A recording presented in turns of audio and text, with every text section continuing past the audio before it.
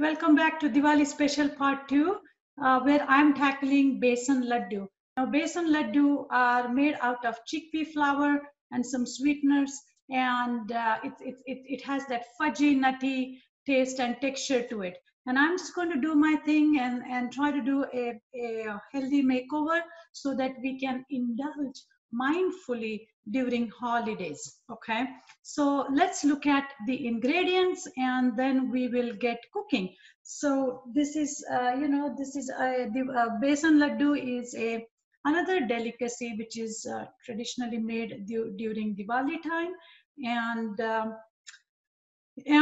it's not difficult recipe, but it's a very traditional recipe. So I had to be careful. I have to be mindful about not changing the original flavor too much. Okay, so I'm super excited because I got to wear this sari, and I haven't worn sari in a long time. So this is a good excuse last couple of days for me to wear my saris and be in front of you.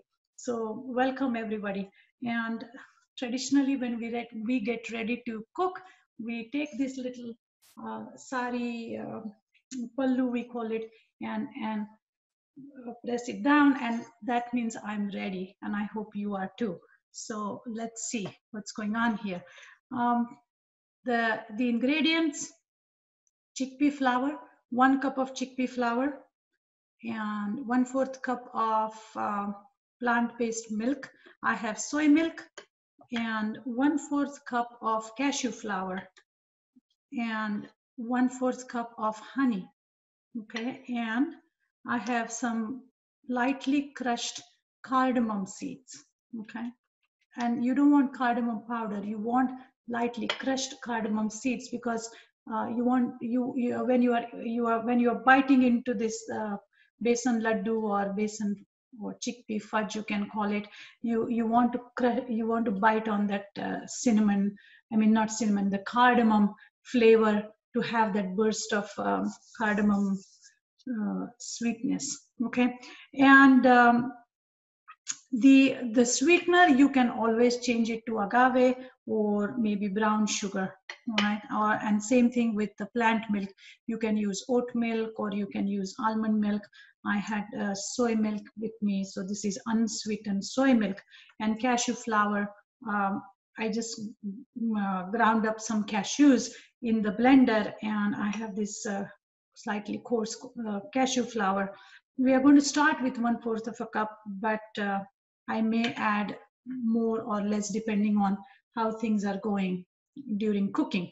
By the way, pay attention to the technique, because we will be giving away a link for the recipe. Okay, so I'm just going to move this away and move my stove up here. And the skill here is really on about being able to roast these ingredients properly, specifically the chickpea flour. So it's going to take some time to roast this chickpea flour, but I have the skillet warming up on medium high, I would say, not even medium high, I would say low to medium, and then I'm going to put my chickpea flour in it. And the thing is, this needs to get roasted very slowly. Now, chickpea flour has a tendency to burn very quickly. Okay, so while you are roasting this, you don't want to leave it and go and check your phone or do something else, because it gets burned very fast. Now, traditionally, this recipe uses ghee or some sort of an oil, or a fat base, I should say. And I have seen recipes with coconut oil, I have seen it with olive oil, and or vegan butter. But I just wanted to experiment and see if I could eliminate the ghee or the oil, added oil, completely. So hopefully this will turn out well. It's really funny because these recipes are very traditional recipes and I'm tackling them, and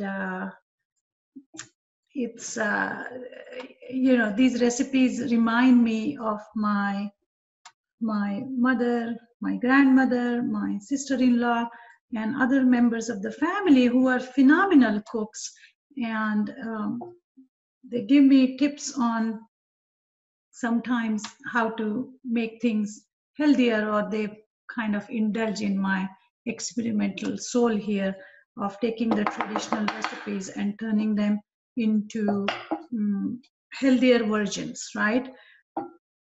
So during Diwali time, the Besan Ladoos and the chivda that I showed you yesterday, and then there are so many things that traditionally we make.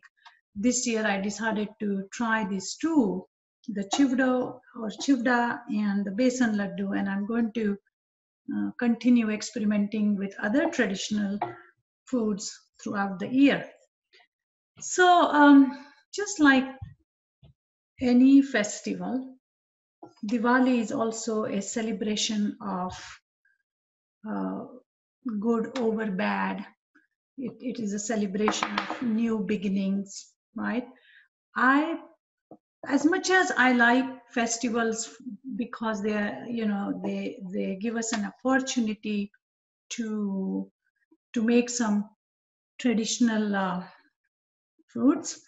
I think festivals are like a little pause in our life, and they remind us about uh, mindfulness. They remind us about being thankful. Like the Thanksgiving is coming up, right? That's all about being grateful and thankful. Then they teach us, they give us a pause and allow us to have gratitude, right? So they allow us to uh, have positivity or spread the positivity. These festivals make us aware of our surroundings. So I look at festivals not just from the food point of view, but also from the more mindfulness part of our daily life. As to, I like to go micro into traditions as to why do you think this tradition started, what triggered our ancestors to start these things. And Diwali is also one of those festivals where there's a lot of festivity, a lot of emphasis on food and celebration. But I think if you really dig deep down, it is about being mindful and being grateful and so on and so forth. So anyway, I can already smell the nuttiness of this chickpea flour. It's getting cooked, or it's getting roasted really well. I think I'm going to roast it probably for a few more seconds because I don't want to burn it, and I lower the heat as well. So Diwali or any Indian festival, or for that matter, I have friends from different religions, and we celebrate holidays together, or we exchange ideas about holidays and traditions, and it all comes down to being together, sharing, caring, uh, good over bad, and really, like I said, about being mindful. And I think food is just a just an added bonus. The chickpea flour now is really becoming toasty, and it's going to be tricky because there is no ghee in it. If there was fat in it, you would see it's turning its color. Okay, right now it's not turning its color. that much, but the smell is really good. I'm quickly going to wash my hands because I'm going to touch the flour just to see the temperature, because you want this flour to be slightly hot. Okay, it's more than warm, and the pan to be very hot. Okay, because now I'm going to sprinkle that plant-based milk that I have, because that's going to help cook this flour further. Okay, you can start by sprinkling this milk, and it should sizzle. Okay, that's what my sister-in-law told me yesterday. She gave me a good tip. She said, you know, it's ready when you add little bit of milk and it sizzles. Did you guys hear that? So my sister-in-law Gita mentioned this to me. Do you hear the sizzle? Okay, that means this flour is ready to absorb some liquid, and it's going to help with the cooking of that flour. I'm going to keep some extra milk on the side in case if we need it. By the way, at this point, the heat is very low. Okay, it's on minimum. You can see. Okay, and I think I'm going to add another extra 1/4 cup of milk. Now you don't want this to be completely liquidish, but you just want enough moisture in here so that it gets cooked. Okay, as you can see, it's getting cooked. I might add little more milk to it. And so that's almost half a cup of milk.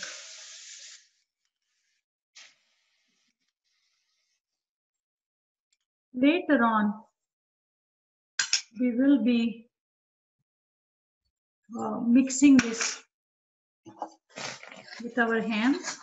So, which is the best part. I love to touch my food and use my hands when we are mixing and blending and things like that. There's something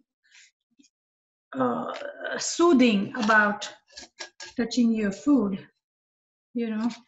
So this is perfect. It's light nutty color.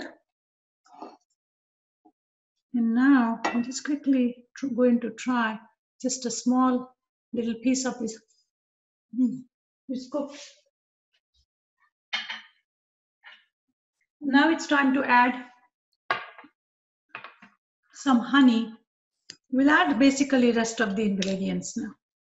Okay, so I'm going to start by adding the cashew flour, 1/4 of it. That's fine. That's going to add more creaminess and more depth, more mouthfeel to this, making it even softer and rich. Now, I did experiment with some almond flour, okay? And I think the mistake I made was I added almond flour while I was roasting this flour, the chickpea flour, which was not a good idea because then almond flour got roasted a little too much. So the trick here is to make sure that you add your nut flour once the chickpea flour is cooked. Okay. Now we will add the cardamom. Like I said, cardamom needs to be crushed and not powder. And now we will add some honey. So I have 1/4 cup of honey here. Now it's really per your taste. Like I said, I want us to be mindful with our indulgence during these holidays, because unless you are moving a lot and you're watching what you're eating, all these things will count. Traditional desserts are very high in fat and sugar and all kinds of stuff, oil, salt, and I think it worked out for our ancestors back then because they were very physically active. Unfortunately, we are not. So it's time for us to try different recipes. Now, as you can see, it's all coming together, and I'm going to start blending this with my hand. I'm going to take it out in another bowl and start blending it with my hand and turn them into these delicious, flavorful balls called Laddus. And let me grab a bowl. Okay, it's important that at this point,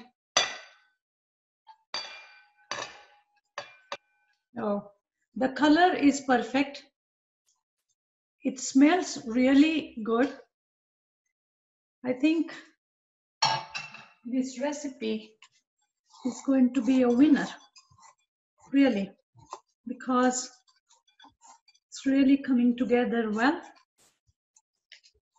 And I might adjust the amount of milk a little bit so that it's even easier to handle. But other than that, I think the replacement of cashew flour and addition of honey has really worked well. Okay, so that being said, it's the mixture is ready to touch by hand. I just wanted to make sure. Oh, look at that. It's nice and soft, and traditionally you roll this in your hand. I can really roll it down. Knead it down even more. And this is coming together really, really well. Like I said, I tried with the almond flour. The only thing is, do not roast your chickpea flour with the almond flour, because that changed the color of it and also the flavor.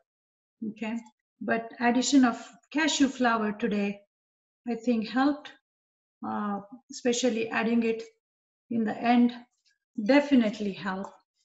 And now I'm going to turn these things into these laddus, or you can call them little bite-sized balls of this chickpea, honey, cardamom, cashew flour. We can't go wrong with this recipe, can we? And I'm going to start placing them in my dish here. It's so interesting to see how these recipe makeovers actually work, and this was, as you can see, I'm doing everything right in front of you, So it's not extremely time consuming either. And that's it. It's always good to experiment and see what comes out of it, right? Unless we try, we won't know. So from that, 1 cup of chickpea flour and cashew, 1/4 cup of cashew flour. I think we are going to get approximately 10 or 14 of these bite-sized laddus. I am making them small because it's all about mindful indulgence, right? Because if you want to enjoy all the goodies during Diwali time, then one thing we can do is portion control. And these things will, so that's why the traditional laddu sometimes is quite big, and we don't really need that much in one setting. So you can have these small bites couple times, and as you can see, this is done. I just want to show you how these laddus look. Okay, so this is how these laddus are looking. I'm quickly going to go and get some almond slivers to put on top, and they're just going to look even more delicious. But as you can see, they're just beautiful. And they're sitting in this little boat, which is going to be filled with more laddus later on. Okay, so then you're just going to put a little almond sliver on top, just for decoration really. And sometimes golden raisins are put on top as well. I'm going to wash my hands. And here are my laddus in this boat. I can also place them on a plate so that you guys can see it. But like I said, this was a success. The texture is just perfect. The flavor, I'm going to try one now. So hang in here with me. Time to see.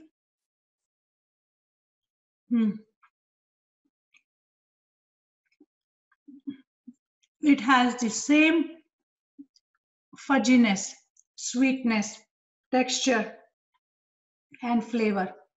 I don't think this can be improved, really. It's perfect. Okay. So the size, the texture, everything is definitely reminding me of the traditional Besan Ladoo. But like I said, I did a makeover, making it healthy for our mindful indulgence, and it worked out. So I can even put them on this plate so that you all can see them right here. Okay. But yeah, this is it. So this was my experiment for today, and I'm glad you joined me.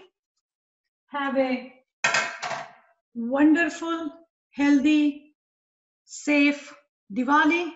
Please be grateful, mindful, positive, and during this time and beyond.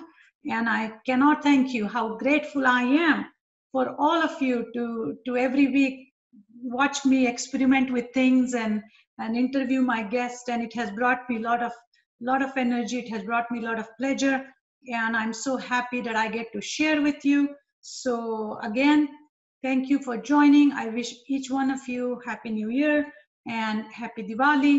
And thank you for joining Ask Nutritionist Deepa's Facebook and podcast series every week. Thanks.